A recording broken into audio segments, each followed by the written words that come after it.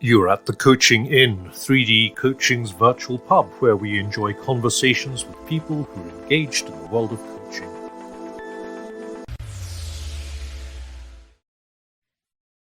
Welcome to this week's edition of the Coaching Inn. I'm Claire Pedrick, and today I'm in conversation with Sarah Carter and her co-guest, Martin Carter.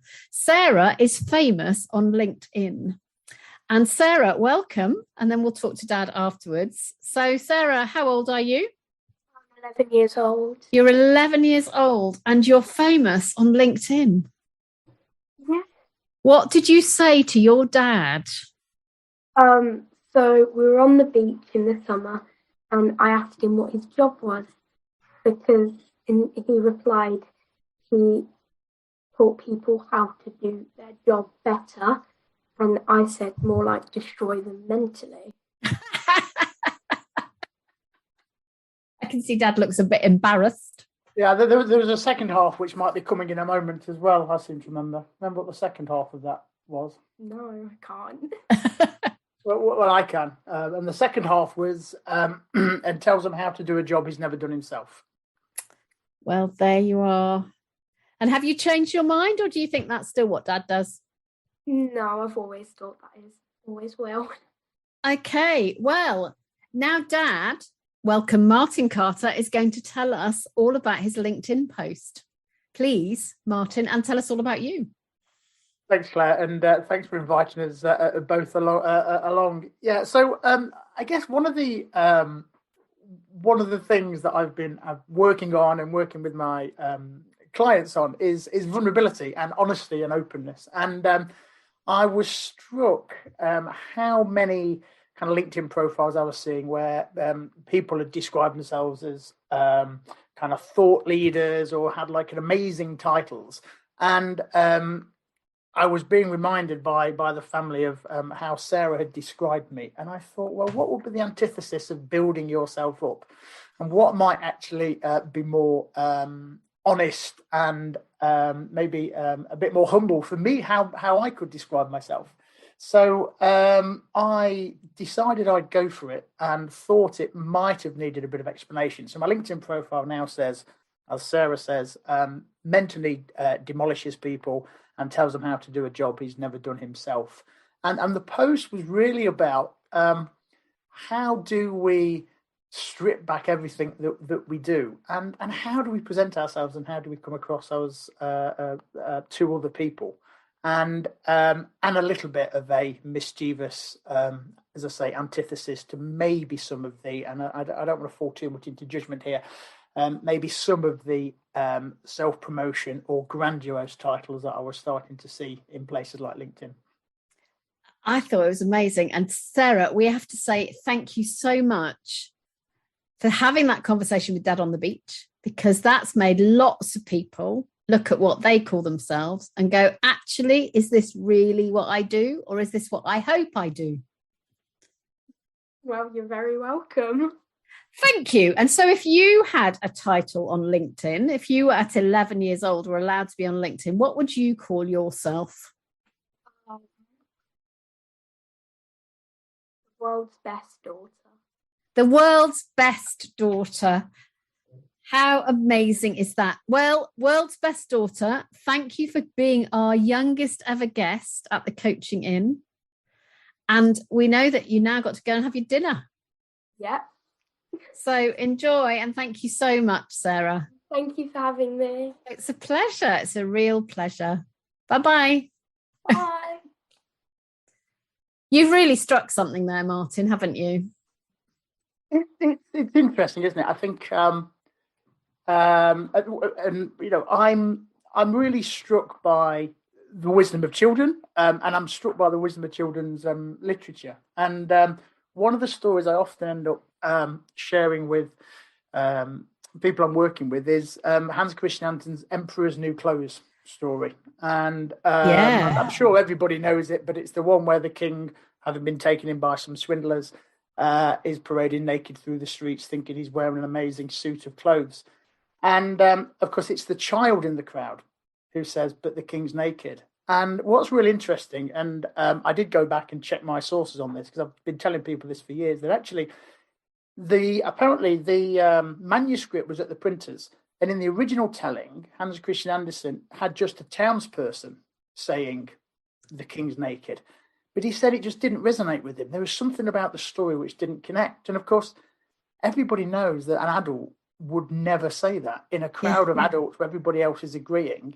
It takes a child's innocence or a child's courage to say, but the king's naked. And it was a little bit Sarah's openness and honesty, shall we say, and wanting to embrace that made me go for it on LinkedIn and say, well, let's start a conversation. Which you did, for sure. Indeed, it did. Yeah, it's interesting, isn't it? And one of the things you said was, did you give this name to yourself or did somebody else give it to you?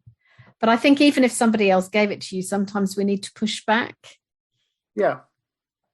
I had somebody in the room last week and she went, I can't believe I'm talking to you. And I just went, I'm just like you. Yeah. Yeah. Which I think she realised like 2 minutes later. She go, oh yeah, you are just like me. A human being. Well, it's these labels we carry, isn't it? And some of them are the ones that we bestow on ourselves, and others have bestowed them on us. And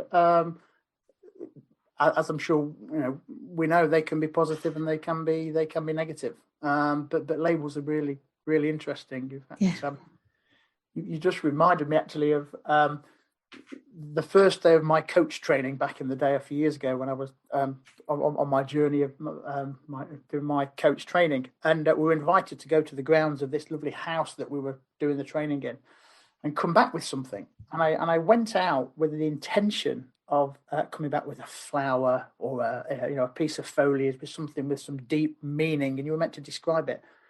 But as I was walking along, there was a Dorothy Perkins label that had obviously been, well, I imagine had been discarded from a dress because they use this place for weddings, and it was probably causing an itch. This label was causing an itch, and it was on the floor. And I saw it and I ignored it. But you get that little nudge in your mind, and I couldn't get it out of my mind. So I went back and picked it up. And as all these people had these amazing items in nature, I had this Dorothy Perkins label, and which I've still got, by the way. And they said, well, why have you bought that? And I said, well, I'm not sure, but I think it's about labels. I think it's about arriving here thinking I want to be a coach, and actually, what do I want to be? Why am I here? And what would it mean to completely throw off my labels in the way that label had been thrown off a dress? And I think that's lived with me since, this sense of labels and the labels that we carry and the labels that we give to others. So how do you spend your time at work, Martin? I was with a group this week, actually. I said, I think I've got the best job in the world because, like I guess many of your listeners, Claire, I'm a coach, but I'm also a facilitator. I do some training, and I'm a governor at our local secondary school. I'm the chair of governors there, so do some work in the school. But if you made me pick a label which wasn't mentally demolish people and teach them how to do a job he's never done himself, I'd describe myself as a performance coach. I think that's really what I'm committed to doing. How do we help people perform even better? How can we be a better version of ourselves? What does that mean? And so whether it's in sort of the risk space that I still do some work in, or whether it's one-to-one coaching or team facilitation or business consultancy, it's all geared towards how can we be slightly better tomorrow compared to where we are today, and how do we kind of hone our performance across all aspects of our life. And I love what you just said there, slightly better tomorrow, because that's much more realistic offer, isn't it? And it also takes I can turn you into the world's best, whatever, is rather an overwhelming pressure on everybody. Yeah, obviously your listeners can't see what's on the wall behind me, but I've got a picture of Roger Bannister running the 4-minute mile, and he's being the image has got Chris Chataway or one of his pacemakers in front of him, and he's pacemaking him. And at the end of the race, Roger Bannister gives huge credit to Chris Brayshaw and Chris Chataway, his two pacemakers, and said I couldn't have done it without them. And I think at its best, I think all elements of coaching is like being a pacemaker. You bring people along slightly faster than they'd go if they're left to their own devices, but not so far that you're a lap ahead, because that's showing off and that's about you. But the whole purpose is to pace them to achieve their personal best, and then tomorrow they can better it. What does that look like? And I think that's kind of, I think that performance coaching is just being that little bit better and being really conscious about how we can just improve by one small conscious step. Yeah, and there's also something there about not being isolated and not feeling you're alone. Yeah, this sense of doing it with and for and alongside others, I think. Yeah, and I think maybe the last couple of years of lockdown and all that has entailed has probably left many people feeling isolated, despite spending hours staring at other people on a screen all day. Yeah. I like to define coaching as keeping someone company while they think. Yeah, nice. And I think sometimes we think I'm not doing anything, but actually I'm keeping them company and facilitating that to happen. And if I wasn't here, they probably wouldn't be holding themselves to the gas, to the heat. Yeah, I like that. I think that's absolutely right. There's that sense of being held, whether you're holding the person, you're holding the space, and just creating that thinking environment, and bringing it with as a pacemaker does, as I guess a sports coach does, maybe sometimes in a way that might bring a bit of discomfort. Yeah. As you're talking about these three men, one of whom's become very famous and the other two of whom their names are known, but not at all in the same way, makes me think about leading and following. Because he won the race. Yeah, the fascinating story about that, I love stories, you probably know that, you probably sussed that by now, Claire, but that year, and I'm racking my brains, and I'm pretty sure it was 54, it was early 50s, the year that Roger Bannister broke the 4-minute mile was the first year that the BBC Sports Personality was awarded. Oh. And it wasn't Roger Bannister who won it. It was Chris Chataway, who had been one of his pacemakers. And just, I mean, what a great kind of, I mean, if it was a Hollywood movie, you'd kind of go, oh my word. Chris Chataway won a gold medal in a race later on in the year. It wasn't the Olympics, but it was some global event, I think. And I think it was just more in the forefront of people's minds. And when it came to the Sports Personality of the Year, he was awarded it, not Roger Bannister, despite Roger Bannister achieving that iconic milestone. And so there's something about when you put your own goals aside to help others, it doesn't necessarily mean you're less successful. You can be successful in your own right. Yeah, that's very interesting, isn't it? I wrote a blog post the other day about sometimes I think as coaches, we can see somebody getting to the moment of insight and we try and run over the finishing line and go, look, you're here. And then they fall over because they've got to do that last bit themselves. It's like the marathon, isn't it? Where you've got to let somebody wobble their way over the line, even if it's really struggle for them. I think that's right, and I think certainly in the early part of, I may well still be guilty of this now at times, but certainly in the early part of my coaching journey, I probably wanted everything to be boxed off in a lovely bow with a wrapper on it, and beautifully packaged. And of course, I think you come to realise with age and maturity and great people around you that that's maybe for you and not for the coachee. And I think you're right. Just that freedom to struggle over the line whilst being held and supported, I think is key to whatever it is that this thing that we do. Yes, this difficult to describe thing that we do. Indeed, yeah. So, what's the simplest way that you describe coaching? I've robbed this from somebody, and I'm not sure who I've robbed it from. But my favourite description of coaching is described as the job of a coach is not to unstick people, but to help them explore their stuckness. Oh, that's great. So I'd love to say I created it, but I'm pretty sure I've robbed it from somewhere, and I need to Google it to find out who it was from. But yeah, the job of a coach is not to unstick people, but to help them explore their stuckness. And I think that speaks to that space that you were talking about. Mm. And I think what you were saying, Claire, about if you weren't there, they may not make that progress. I think we ignore our stuckness, or we turn away from our stuckness, or we don't want to wrestle, so we find we detour around it. And I think what a good coach does is just say it's okay to be stuck. Let's just be curious about being stuck and what it means to be stuck. Mm. Mm. So interesting. So what else can we learn from Sarah and children, I wonder, in terms of coaching and leadership, indeed?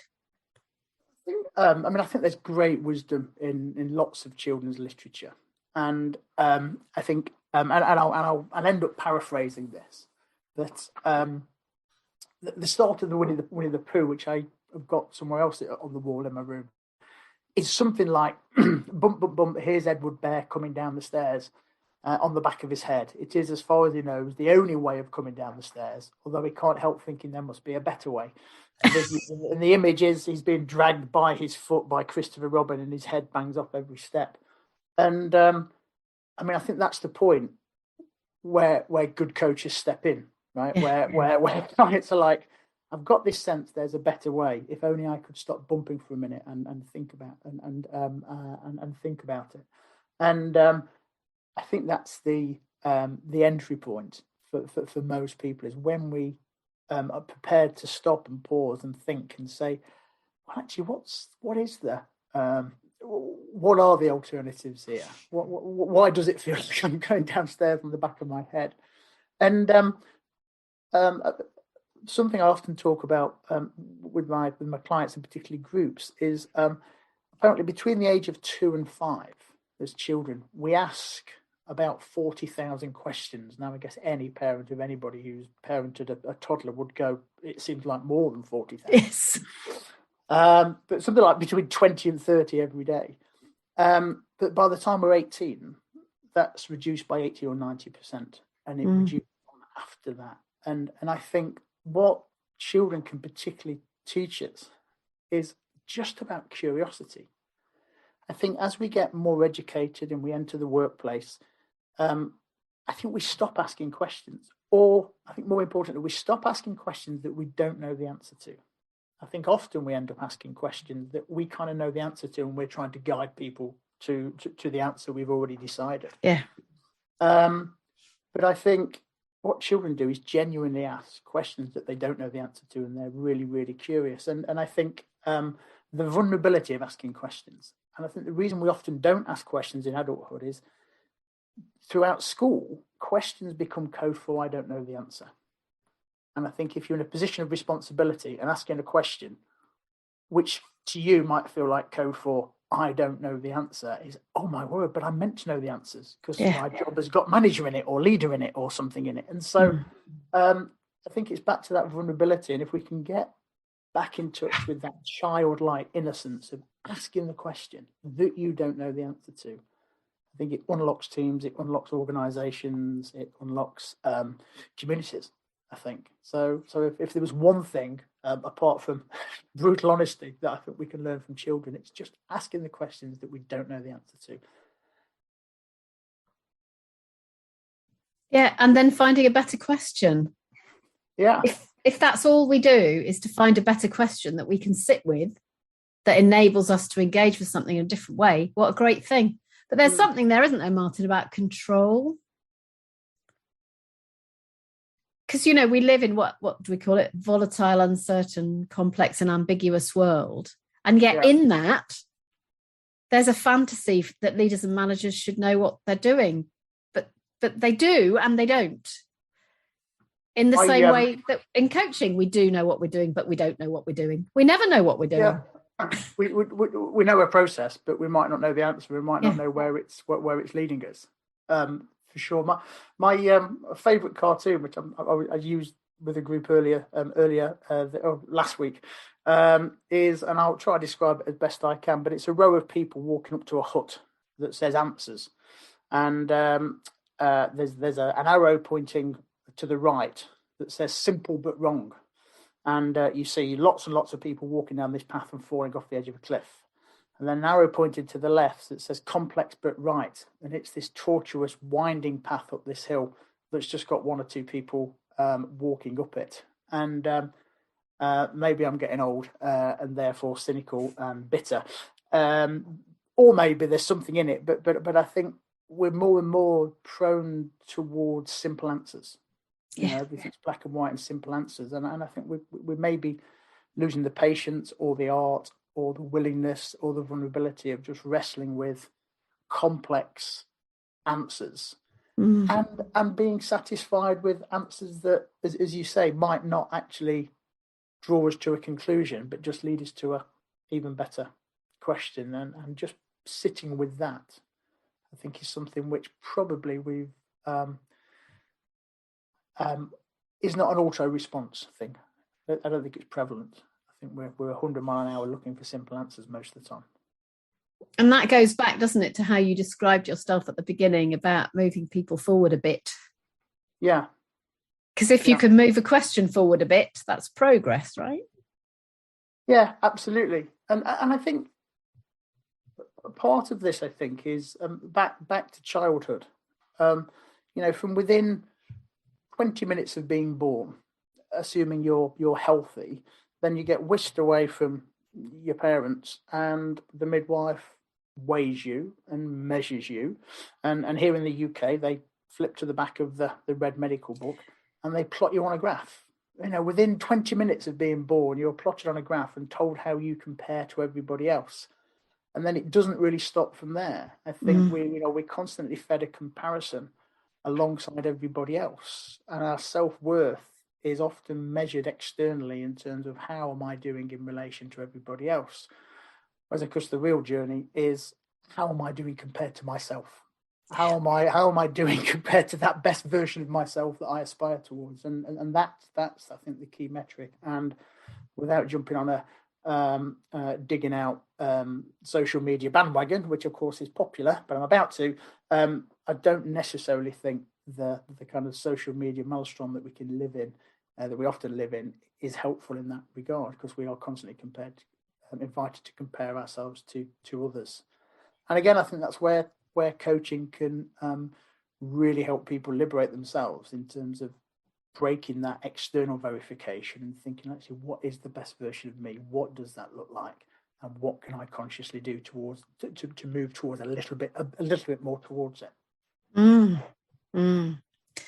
Yeah, so much to learn, isn't there, from children? It's really interesting, isn't it, when you tune into them. I'm just reminded of another story. This happened, please. This happened about a couple. This is pre-COVID, and I was working at a place not too far from where I live, over on the other side of in the Midlands here, and it was one of these working farms, and it was during term time, and the classroom was upstairs, overlooking the courtyard of this working farm, and when we were on a break and when people were having conversations, I was looking out the window, and I was struck by the fact that there seemed to be two lots of carers with the young children, because they were all under 4 or 5, because it was term time. They either seemed to be grandparents or parents, and their grandparents were just really engaged with the children. The children were really excited. Come and have a look at this. Come and look at that. Look at this. And the grandparents were there with them, bending down, engaging with them, answering all of their questions, leading more questions. And the parents were really distracted, maybe worn down by the 30,000 questions that they'd already heard, or they were on their phones, or they were, but they were somewhere else, and they were disengaged. And what I noticed was that the children, their enthusiasm waned, because if enthusiasm isn't reciprocated, you see the enthusiasm waning. And it really struck me about, is there something that by the time you become grandparents, you've kind of reconnected with this wonder and this joy and this being present that sometimes we may lose in those middle years of working and paying the mortgage and keeping the kids safe, and all those other responsibilities that we carry. And again, what would it mean to, without kind of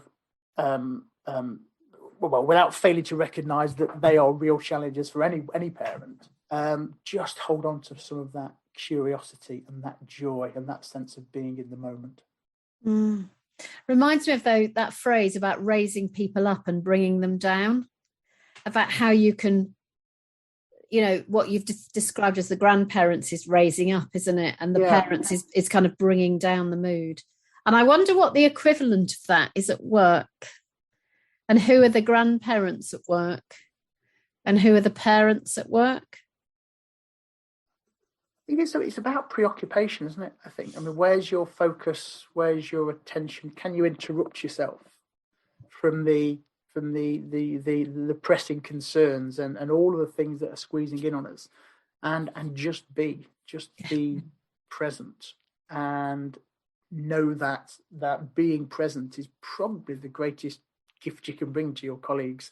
It's not necessarily your skill set, it's not necessarily your wisdom, it's not necessarily your 10, 20, 30 years experience, but just being alongside people first, and then allowing all of that stuff to flow from there. Being present and being human. Which I think brings us back to vulnerability and courage, right? Yeah. Can you take your mask off and be prepared to be a little bit vulnerable, a little bit courageous, because that permissions those around you. And I think it's an area that I often find myself exploring with clients is if I can be vulnerable, if I can be more courageous, what does that permission around me? Whereas if I appear invulnerable, if I appear like I ride every storm and every day is perfect and no issues and nothing ever phases me and nothing ever concerns me, then you create that expectation around you. And then you end up with an army of people in suits of armours underneath which they are maybe struggling. Yeah, I said that in the book, actually, that one of the things I think that's a real risk is that coaches start to look like people who are sorted, who work with people who aren't sorted. Yeah. And, as much as we're not going to disclose all our personal wounds in the space where we're facilitating someone else's processing, equally, we can't look like some robotic, successful thing, because that's just not human.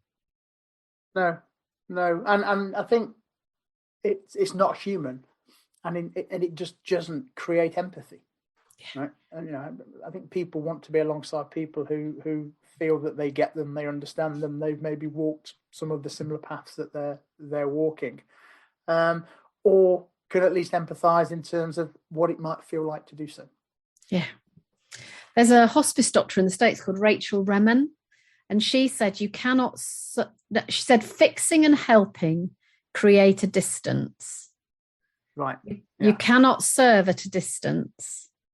You can only serve that to which you are profoundly connected. Isn't that beautiful?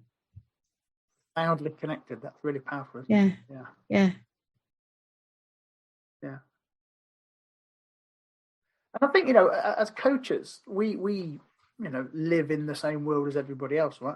Despite what some people might think, we have many of the same challenges, many of the same kind of difficulties, and I think it's about bringing all of that, isn't it? And not holding ourselves up as as you say, some kind of guru or thought leader or somebody who can in any way fix anybody. Now, of course, that might make it hard to sell your services if people feel they want fixing. But I think we have to be careful of that. And a profound connection seems like a good place to start. Yeah, and we've got some more podcasts coming up in the next few weeks about that thing about promising outcomes and also being human, and that space between, that tension between those two, because actually we can't promise outcomes, but if you don't tell people what the outcome might be, then they don't know what you're going to do. They don't know what you're doing. So it's a real challenge, isn't it? Yeah.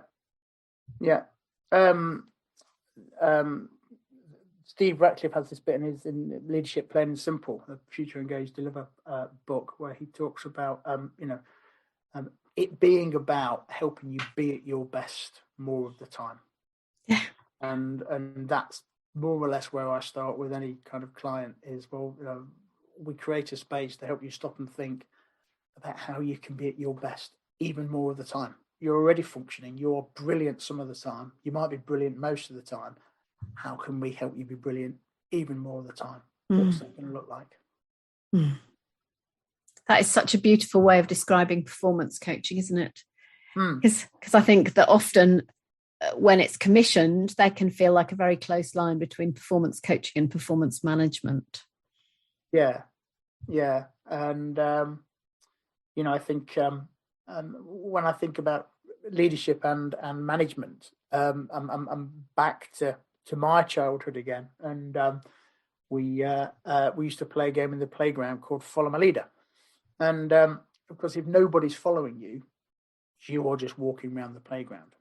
Yeah. And as a leader or a manager in an organization, if people are only following you because the org chart says they have to, and that's a bit like, you're playing at leadership. Okay, you're getting a sense of compliance while the org chart says I have to follow you. And I think you can manage like that. But leadership liberates something else in people. I think leadership is where people follow you for a reason other than the organization chart says they have to. And I think the best leaders end up bringing many of the skills that the best coaches bring. How do you create a space that people around you can thrive within? Yeah. Ultimately, what I think we're trying to do as coaches who coach leaders is help them create a space that people can thrive within. Because you can't make somebody come to work and do a great job. You can only create the space that enables them and equips them and then encourage them to do so. Yeah, exactly. Well, what an amazing conversation, Martin. That's blown by, hasn't it? Yeah, thank you so much for coming. And also thank you to Sarah. And if people want to continue a conversation with you, how do they get in touch with you? Well, they can find me on LinkedIn, of course, as we know. It's Martin P. Carter, which is the height of arrogance, to use your middle initial. There's a subtle reason why that's there. So you can find me on there. You can also get me via my website at martincarterassociates.com. Brilliant. So either of those places, and just would love to continue this conversation with anybody who's keen to explore what this means to be more childlike in our leadership and our behaviours. So yeah, just drop me a line, and would love to connect with anybody. Thank you so much. So I'm Claire Pedrick, and I've been in conversation with Martin Carter. Bye-bye. Thanks, Claire. If you've enjoyed what you've heard today, we'd love you to share the podcast with a friend or leave a comment on social media. And if you'd like to become a regular at the Coaching Inn, you can subscribe on Podbean and all major podcast channels. We look forward to welcoming you next time. You've been listening to The Coaching Inn, 3D Coaching's virtual pub. For more information, check out 3dcoaching.com.